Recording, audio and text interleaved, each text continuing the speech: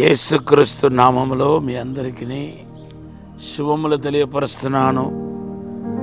దేవుడు మీ అందరికీ తోడుగా ఉండగాక.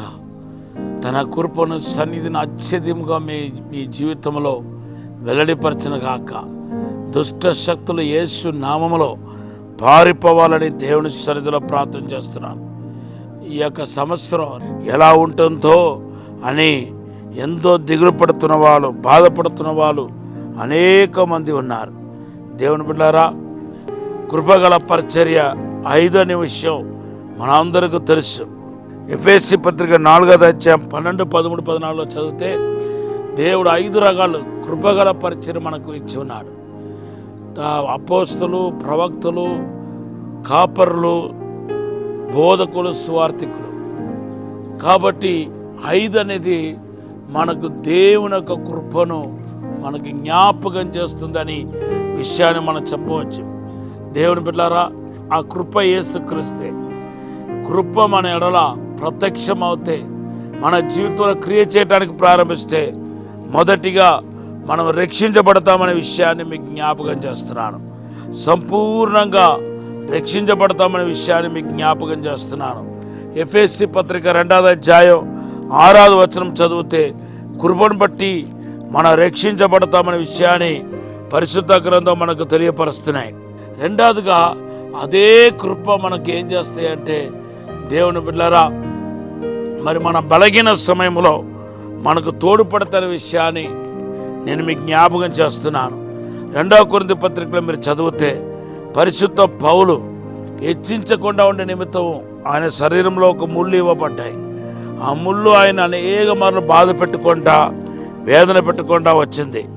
అప్పుడు ఆయన దేవుని సన్నిధిలో మరి ప్రార్థించినప్పుడు ప్రభు ఏమన్నాడు తెలుసా? నా కృప నీకు చాలని చెప్పాడు. 2వ కొరింథీ పత్రిక 12వ అధ్యాయం 8 నుండి 10 వచనాలు చదవండి. నా కృప నీకు చాలన్నాడు. బలహీనతలో నా కృప నీకు చాలని చెప్పాడు. అవును దేవుని బిడ్డలారా, మన బలహీనతలో బలపరిచేది ఏదంటే దేవుని యొక్క కృప. అంతేకాదు, దేవుని కృప ఒక మనిషి ఎడల, ఒక వ్యక్తి ఎడల ఉన్నప్పుడు దేవుని యొక్క ప్రేమ, ప్రియము మన ఎడల వెల్లడిపరచబడతాయి. కీర్తన 145:11 ఆ కృప ఏం చేస్తాయంటే, మన ఎడల వెల్లడిపరచబడుతున్నప్పుడు దేవుని ప్రేమ ఆటోమేటిక్గా పెరుగుతాయనే విషయాన్ని మన పరిశుద్ధ గ్రంథంలో చూస్తున్నాం. తర్వాత 5వదిగా మనం చూస్తే కీర్తన 143:12 ఆయన కృపను బట్టి మన శత్రువులందరూ నశించిపోతారని రాయబడి ఉంది. మనకు విరోధముగా ఎన్నో శక్తులు, ప్రయోగాలు ఎప్పటికప్పుడు సాతాను లేపుతూనే ఉన్నాడు.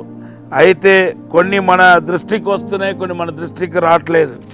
ఏదేమైనప్పటికీ దేవుని బిడ్డలారా, ఈ కృప ఎవరెడలైతే వెల్లడిపరచబడుతుందో వారికి విరోధముగా లేచే శత్రువులన్నింటినీ ఆ కృప శక్తి నశింపజేస్తున్నాయి. కృప అంత శక్తి గలదు. అటువంటి గొప్ప కృపను మీరు పొందుకోవాలని నేను ప్రభు పేరట మనవి చేస్తున్నాను. అందుకొరకే కీర్తన 136:24 మనను శత్రు చేతులను విడిపించిన వానికి స్తుతి కలుగునుగాక, ఆయన కృప నిరంతరం ఉండునని రాయబడి ఉంది. కనుక ఈరోజు కృపను బట్టి అతిశయించండి. కృప 5 అనేది కృపను చూపిస్తున్నాయి. దేవుని కృప ప్రత్యక్షమవునుగాక, దేవుని యొక్క మహిమ ప్రత్యక్షమవునుగాక.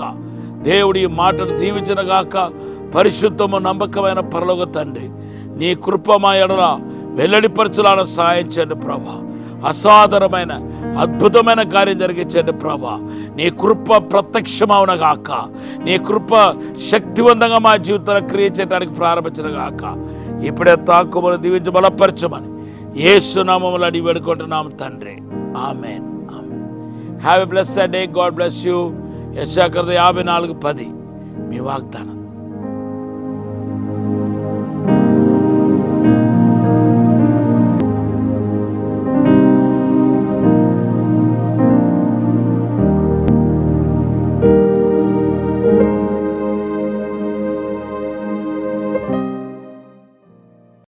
విజయవాడలో దహించు అగ్ని సేవకుల కూడిక జనవరి 20వ తేదీన ఉదయం 10 గంటల నుండి ప్రారంభించబడును.